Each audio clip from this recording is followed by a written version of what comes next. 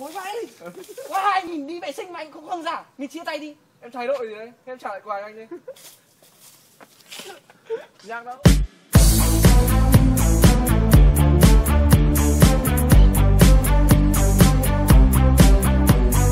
Only say boy bánh bèo, Carrick, boy nhà nghèo. Yo. Anh này đẹp trai, này đại gia, này nhà giàu tiền tiêu thả ga, xây riêng hồ bơi để nuôi cá.